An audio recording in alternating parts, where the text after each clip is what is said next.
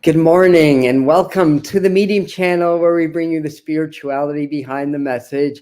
And if you're watching this as a video, welcome. And I'm just going to give the live people a minute or two to get their notifications to come in, and then we'll get going with tarot time. So I hope everybody's doing well. And I am presently cat sitting right now. So we may have one or two kitties jumping up in the middle of this. So you've been warned. Let me turn the sound off. So anyways, welcome everybody. And yeah, we've got quite a busy and eventful week coming up.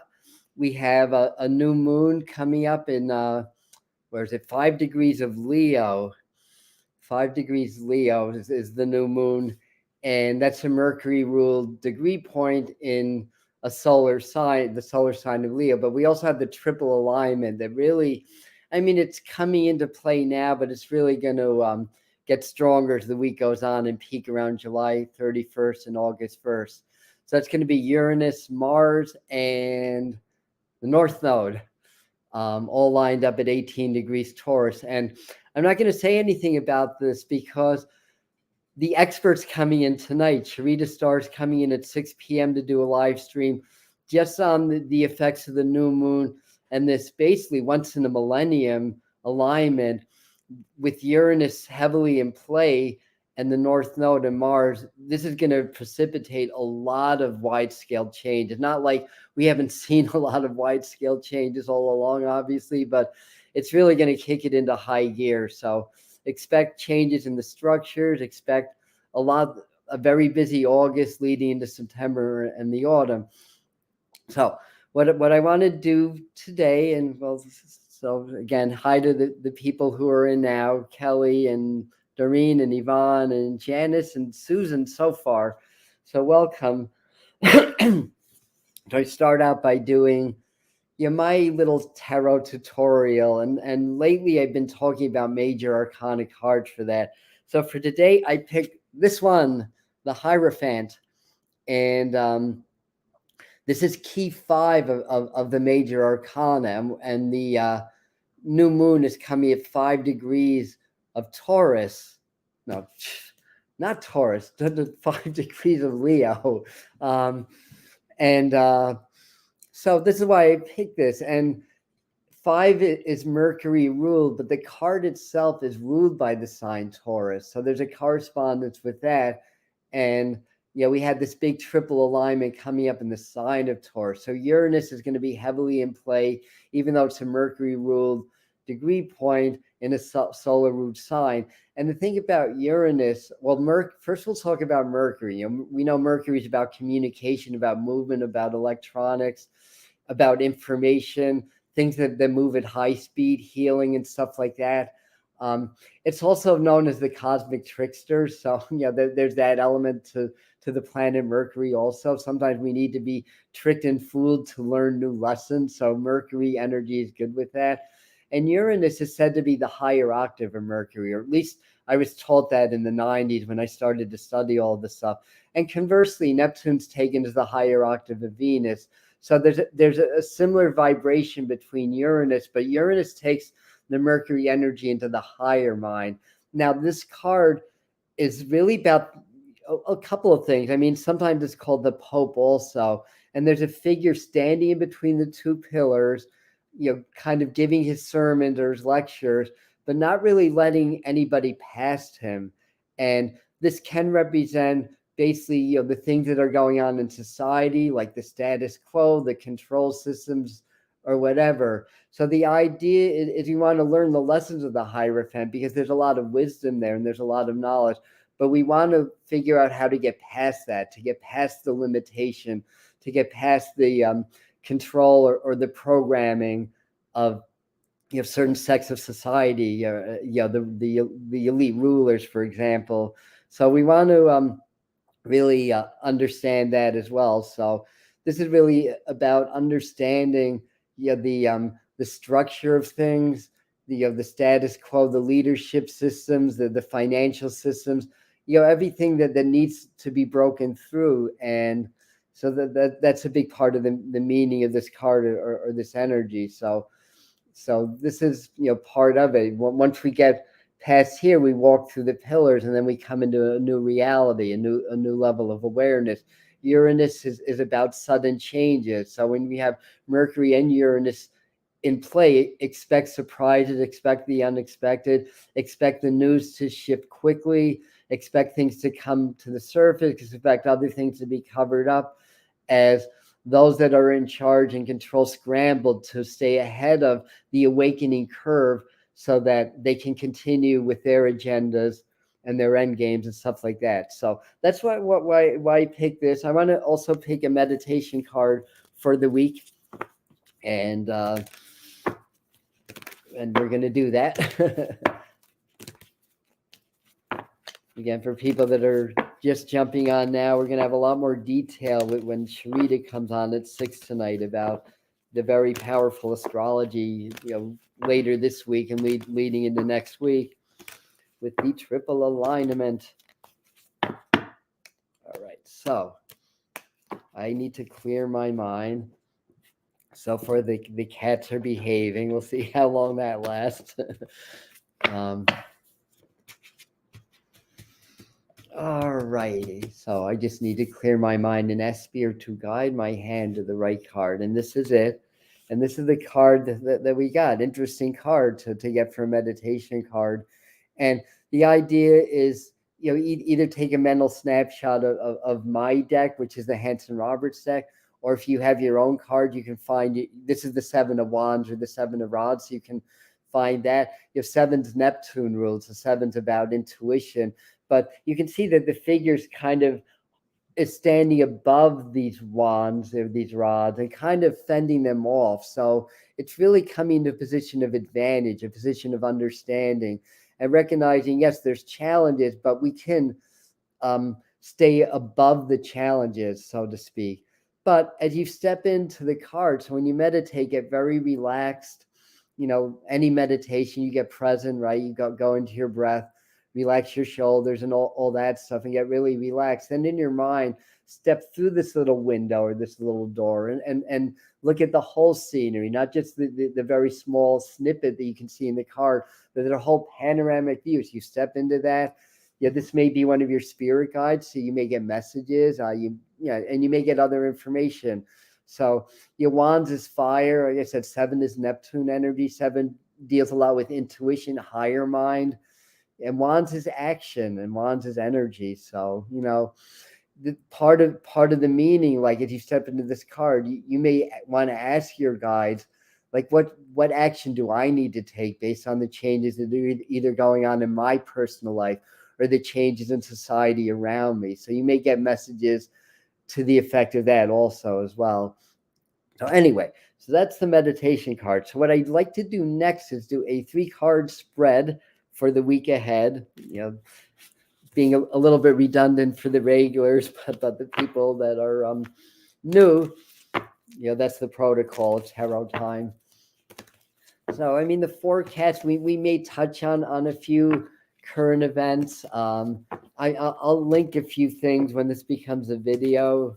The July forecast, because through Spirit we were able to give you the heads up about world leaders stepping down this month and stuff like that. So I'll post that information and the link to Sharita's predictions also as well. So anyhow, let me clear my mind again. Ask Spirit to give me the best cards for us, for this community, people that are live, people that will watch this as a video, because we're all live, because we are alive, and time is relative. Everything happens in the present moment. So no matter when you're watching this, you're live. Oh, you cats are being so good. I had a little talk with them before we began, because their thing is they want so much affection, and they're like kind of rubbing their faces on my computer and messing the screen up and the webcam and everything. So anyway, I'll neutralize that thought. Stay where you are. Settle down, cats. Okay, they ran off somewhere. All right. So, anyways, so I'll ask Spirit to guide me to the right 3 cards that's best for this group at this time for this week. It's interesting because in my mind I'm seeing the image of a skeleton, and I think it's really kind of a message from Spirit about, the skeleton is sort of the structure of the body, right? That's the physical structure that holds the organs in place, the muscles and skin and everything. So, I think, Spirit's giving me an image to just kind of say to, make sure like you're, what's the right word? Your skeleton, your energetic skeleton, it is strong, everything in place and everything well aligned, I want to say. So that's part of the structure too. So anyhow, this one, okay. Where are we going now? Here, perfect. Okay. So where's the drum roll?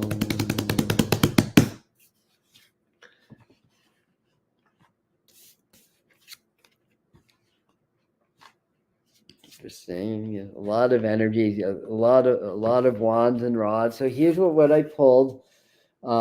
This card here is the Hangman reversed, key 12 in the tarot. This one is the Knight of Wands or Knight of Rods. This is the 4 of Wands or the 4 of Rods reversed.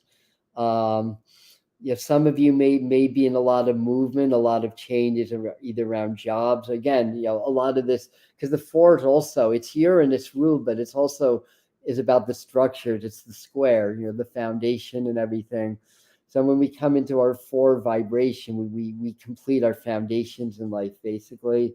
So to me, this is about preparation. I believe that's one of the messages, and we did a, very recently I had a live stream. I don't even remember what day that was, but we talked about, we talked about the preparation. This should be the final preparation. Just in case we need to ride out some time. There's new variants. There's new things going on out there. It's not inconceivable that there could be some semblance of lockdowns imposed later summer and the autumn. I'm just saying possible. Time's fluid. I can't say I'm getting that as a set prediction, but there's a lot going on. There are the food supplies that are tentative. Right now, at least in the Hudson Valley, it's not bad. I mean, the shelves are empty-ish, but we can still buy food here. But these are things to prepare for. Like as I'm talking, I'm seeing like blackouts. So we may have like internet blackouts or some interruptions in electricity. The idea is we want to prepare just in case we need to survive and we don't have access to what we're used to having access to. I find the more I prepare, the less likely a severe event's coming. So if there's going to be like floods forecast or tropical storm or whatever, the more I prepare for that, the less severe it is usually. So, again, everything's fluid. If we raise our consciousness and we're able to flow with the changes that are going on rather than resist the changes, it's going to be easier. It's when we resist that it becomes harder, and our survival instincts cause the resistance because our subconscious doesn't like change because it sees regularity as a necessary tool for survival. So, sometimes we have to work against our own instincts, but, we have a higher mind, like we're not our instincts. We're not our programmed subconscious patterns. We're spirit. We're divine intelligence. We're the mind, and we can reprogram our subconscious. We can override these instincts. And the idea is really work on being fluid now. Things may change and it may be unexpected and may not be comfortable. That's part of growth. The tower has to fall to rebuild on stronger foundation. So what else is it saying? I think it's telling me that there could be another either assassination attempt on a world leader or another world leader stepping down. I think I heard something about was it one of the Italian prime ministers stepping down, or did I see that or hear that somewhere? There's going to be a lot of changes in the structure. The thing about wands is fire. Fire does not care about structure. Fire is a freewheeling energy. Um, it doesn't adhere to structure. Even water will adhere to its container. Fire changes all of that. And the hangman is about sacrifice. It's about sacrificing for growth, for spirituality. It's reverse. So, it means, to me, it means that we have to get into our meditation, continue to work with the heart center, continue to expand through the heart. When we're in our heart, when we're in the heart frequency, we're in the eye of the storm. We can't be affected by negativity. We can't have negative thoughts. Of course, the flip side of that is who can stay purely in the heart center 24/7. You know, we're human beings that have the full gamut of emotional experiences. So the idea is when you feel like you're getting frustrated or anxious, you flip to observer mode. Like, don't be the frustration, or observe it, and then go back into the heart center. And when you tap into those energies and those frequencies, it all has a way of dissolving, and then you feel spirit, you feel the breath of life, you feel the breath of love, and you feel that connection with all beings, all other people, and everything in that moment is right with the world again. So, again, we talk a lot here about heart brain coherence. That's one of the techniques that I use to build the frequencies in my heart and to connect the heart and the brain, because the heart and the brain are connected. We have brain cells in our heart, by the way, so they are naturally connected. However, all the stress, all the worry disconnects them. So that's why doing heart brain coherence and reconnecting it reconnects us with our power, reconnects us with source, reconnects us with our intuition, reconnects us with our innate ability to heal ourselves. And we have to understand, again, although the Hierophant's not up here, but I'm referring back to that. We have to learn to be a little bit more self-sufficient. It doesn't mean to go off grid unless you're called to do that, obviously. But you have to learn how to heal yourself. Like, what if the medicines are not available, or the doctors aren't available anymore? And we have such an extraordinary ability to change things in our body, to change things in our mind, to reproduce and regenerate organs. Like we have these abilities. They're dormant, for the most part in most people, but we have these abilities. And as we move forward in time, where technology is really trying to take over everything, and interface us with the technology, with artificial intelligence. I mean, that could be a really good thing, but then again, it could be a good thing, unless, of course, powers that are proven to be corrupt, that don't tell us the truth, and that censor everything and keep us in the dark, are the ones that are in control of it. Then it's not such a good thing anymore. But we need to learn how to cultivate our own minds, to connect with our own spirit, to connect with source, connect with God. Like, we need that, because the modernization, the conveniences, the miracles of medicine and all of this has the potential to take us away from our innate power. There's med beds, a lot of you have heard of that, celestial chambers. There's a lot out there that's going to slowly be introduced into the mainstream that are miracles. And it's a good thing. Some people need miracle healing, but we have to find that balance. We have to learn to cultivate our own energy, cultivate our own spirit, our own minds, so we can take care of ourselves and heal ourselves also. So hopefully that makes sense. So Knights move, expect things to move quickly. The Knight of Rods is a very swift, Knights are fire, Wands are fire, very swift. There changes. I'm seeing a lot with battles and wars. Of course, we know there's wars going on. Not one war, but there's wars. And I saw a very part of a documentary of somebody that was very active during the Cold War. This guy must have been in his 90s. He's a philosopher. I forgot his name, unfortunately. But basically, one of the things he was saying that even in the Soviet Union, that there was not the degree of censorship that exists in the American media today, and that's the Soviet Union, mind you. And apparently, like we don't even have access to like Russian newspapers or German newspapers anymore, and everything follows a very strict agenda when it comes to what's printable. And then we have censorship on social media. Now this country is founded on principles like free speech and sovereignty. So these are things, again, not to get be negative, or a Debbie Downer or anything. Be aware, stay positive, because again, it's an awakening, and the more oppression that we experience, the more people are going to rise up. So this Knight of Wands, it can be a very active energy. We may hear more about the other wars, because there's quite a few going on the planet now. And a lot of colonization that's going under the radar, with various superpowers behind that. But again, there is a globalist movement that's actually been confessed to some degree by what's his name, Klaus Schwab,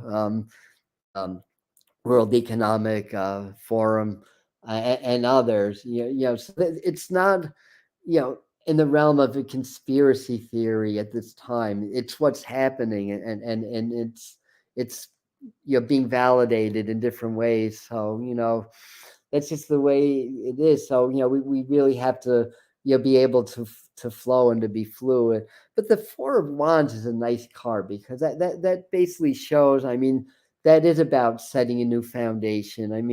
It can be a completion of sorts. It can represent like a marriage of sorts. Like finding a new home. Being in the heart center. This isn't a bad reading or anything, but again, it's very swift energy. Expect the unexpected. If we're able to stay in our heart, to stay in our power, and to live our lives, and to do the right thing for ourselves and our loved ones, it's going to make the transition a lot easier. So I'm just turning this around in case I get anything else before I move on to the next step.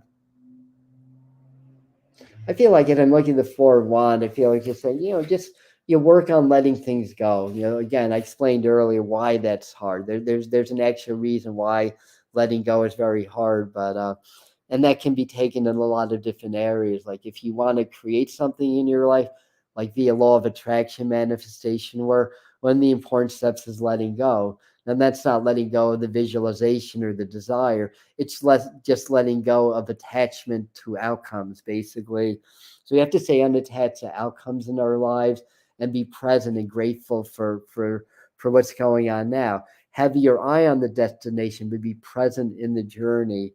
And I just feel like it's also saying, we're still in the process of sorting out, like forming our own communities, and connecting, with people, with like-minded people that way, and stuff like that. So let me move on to. I want to pull a Native American card at this time.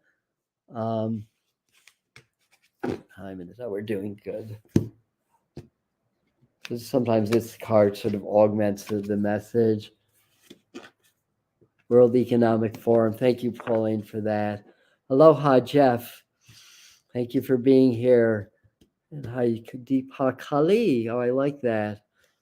It was my first initiation. It was through the goddess Kali way back in the day. And actually, the martial arts I studied, it's called Arnis or Eskrima, but Kali is another name given for it through the Vedic or Hindu influence in the southern Philippines, and then the Moros. So it's a Filipino martial art, but Kali is one of the names of it that's loosely connected with the Vedic triple goddess. All right, so this way, this one right here. The medicine wheel. We got this last time. I did a whole little mini medicine wheel, talk about that. But again, the idea with this is we're born, the medicine wheel is just, our reality, for lack of a better word, the universe, as it were. And yeah, and we're born into some position in the medicine wheel. And when we look into the middle, we have a vantage point just from that one view.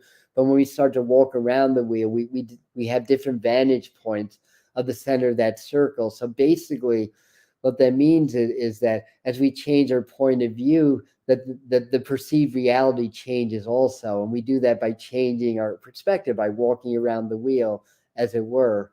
So, this is a time, to create that circle of love, to create that connection, with those like-minded souls, with your guide, maybe your extraterrestrial advisors, your spirit guides, ascended masters, the angels, as well as those in human form that they're sharing this earth walk with us.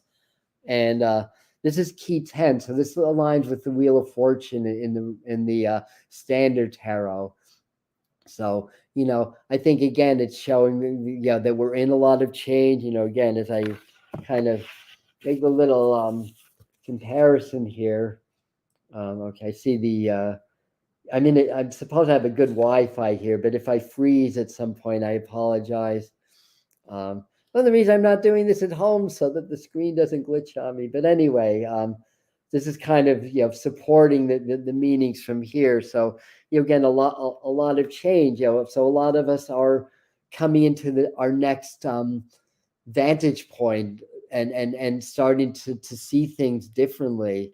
It's through development or growth of consciousness. Yeah, I feel like that they're saying, like, the message is what we do to the other person, we do to ourselves, because we're all connected through the heart center. So we want to treat everybody with respect. We can disagree with people, and people are very charged. And I know I had a wave of that this week, and I found myself getting a little bit triggered by that energy. And then I had to step back and say, wait, you have to be the observer. You can't be your reaction. You have to step back and observe them, because that's how you understand how you're programmed, basically. And by how you react to things, that's the trigger mechanism, the activator of the program. So I practice what I preach, and I'm not perfect. Yeah. And obviously, we're all students, we're all masters, we're all in this great medicine wheel, the great wheel of life, the circle with no circumference. So lots of amazing teachings from the Native Americans. And so next, we have my medicine card. So sticking with the native themes, the indigenous themes here. So hi, everybody that just jumped on, because I see that there's some new people on. Effective arts, yes. Let's see, very effective arts, absolutely. I think we're talking about our niece, Kali Eskrima. Yeah, the honor of studying. Well, I shouldn't say studying, because my teacher took me to seminars with Danny Nosanto, who's one of Bruce Lee's students, that actually bought Eskrima as part of Bruce Lee's Jeet Kune Do. So again, Bruce Lee was the grandmaster, but he was willing to learn from his students. So how cool is that? We should all be that way. So this is the card they wanted me to pull. The Raven, key 16. 16 is also the Tower card in the tarot, and in Chaldean numerology, it's the lightning struck citadel. The Raven brings magic. It brings mystery. Again, expect the unexpected. But I think it's telling us to apply our own magic. It doesn't necessarily have to be magic like ceremonial magic or Wicca. It could be the magic of the heart, because we're always casting spells. This is was it Don Miguel Ruiz? Oh, hello, cutie. Stay back, though. We're still working. Stay back. No. No, no, no, no, no. I'm cat sitting for those that jumped on. um, so anyway, I like to read a little bit of this also. 16. The Raven, magic, yes. And the little poem, Raven, black as pitch, mystical as the moon, speak to me of magic. I will fly with you soon. I see a lot of ravens by me. They look like giant crows, actually. Um, and throughout time, Raven has carried the medicine of magic. This has been true in many cultures across the planet. It is sacred in the medicine ways to honor Raven as the bringer of magic. If the magic is bad medicine, the carrier may be honored out of fear rather than out of respect. Those who fear Raven may do so because they have been dabbling in areas which they had no knowledge, and the spell may have backfired on them. Rather than analyzing the dark side of sorcery, realize that you will fear Raven only if you need to learn about your inner fears or self-created demons. I think that last sentence it is really the meaning, that we have to understand. Don't I mean, unfortunately, people are doing magic on each other all the time. Look on the internet, find a spell. But the thing is, anytime we send a thought and it's accompanied with an emotion, that's doing magic. If you do like Wicca or certain forms of magic, you're using tools to magnify the effects. But anytime you're in any kind of obsessive thought and it generates the emotions, it's creating a vibration and an energy. If it's directed towards somebody, it's affecting their energy field. Sooner or later, it's going to come back to you because we're all connected. So the idea is, even people that are giving us a hard time now, we have to find love in our hearts and forgiveness. We don't have anything to do with them. No, we have to keep our boundaries strong and not allow negative influences in as much as possible. But the idea here is that don't blame the other person. Understand that we created our reality. They just become players in the for some reason they're giving me the passion play, but whatever, players on the stage, and that we created in order for us to learn and grow, in order to have our lessons. So this is happening to us all individually, but it's also happening with us collectively. So you know yeah, since this is really about magic, and they say the dark arts. I do not like that whole thing about the dark being negative, because dark is beautiful. But we'll say kind of the negative, that or that which goes against spirit or goes against the positivity. I don't know. I'm rambling a little bit. Let me do the angel card, and we can. It's a beautiful hot sunny day here in the heart of the Catskill Mountains, and and it's a Sunday in the summer. So I've been consciously shortening these a little bit, especially during the summer months, just because we all want to enjoy our weekends. So hopefully you're enjoying your weekend being with me. You know what I mean. uh all right. uh so here we go. All right, somebody's talking about being very emotional. Being emotional is good. We're holding on to so much. We're trying to hold it together every day. Crying, weeping is purging energy. It's releasing. We need to do that. It's all good. Whose ever birthday it is, happy birthday. They just popped my birthday symbol in my mind. Um, all right, so this is the from the angels, like Merlina. Talking about Merlin, Merlina. So there's a theme about magic today. So do some good spell work. Again, spell work could be law of attraction work. Doesn't again have to be incantations or anything that you're not comfortable with. Here you are confused and indecisive because you do not have enough information. Do research or seek expert advice before making a decision. So, you know, go within. It's okay to be indecisive. Out of confusion comes clarity.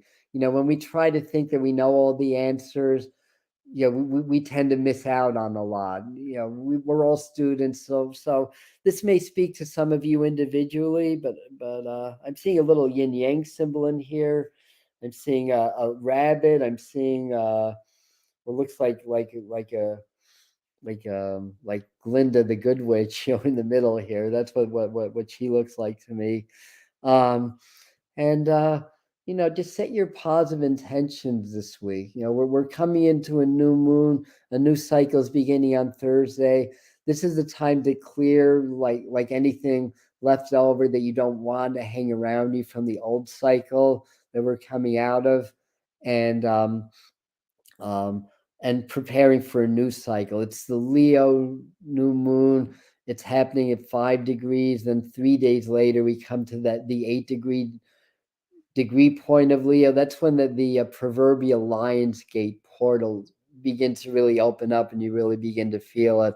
We'll do a transmission probably on the 7th, because I may be away on the 8th here on the channel with the master teachers, but the Lionsgate portal, it's an annual event every year, right in the around 15 degrees Leo. That's the 8 is right around the middle of the sign. And it's the portal of the heart. Leo rules the heart. Leo's the sun. So this is real heart energy. We just got out of Cancer season. That's very moon, very reflective, very lunar, very intuitive. Now Leo is action. So it's time to really, again, just do whatever you need to release, whatever you need to contemplate on. I'm sorry that the screen is glitching out like crazy.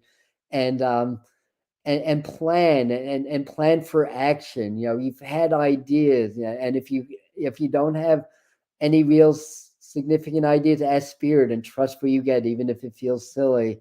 But this is going to be more about energy and action. So anyways, I think spirit's trying to tell me to end, with this all this glitching that's going on. So anyways, so some of these points saying 26 is the Galactic New Year. So the 22nd was also Mary Magdalene, or the Magdalena's feast day. And that's also, in a way connected with magic, mystery, healing. And there's let's just say you have some uh misinterpretations or whatever, of the ancient scriptures, but the Magdalena was present for the resurrection, and holds some very powerful medicine and mystery. So that was July the 22nd. So we're really in a very spiritual season now, and then we come into the Lionsgate portal, and as Napoleon was saying, that it's the Galactic New Year. So anyway, thank you, everybody. Have a beautiful day. 6 o'clock live with Sharita. We're not going to be long, so this will be a quicker video at that time. All these videos become uploads and are available anytime anyways. If you can't make it live, you're not going to miss it. I love you. Thank you for being here, and we'll see you next time. Happy Sunday.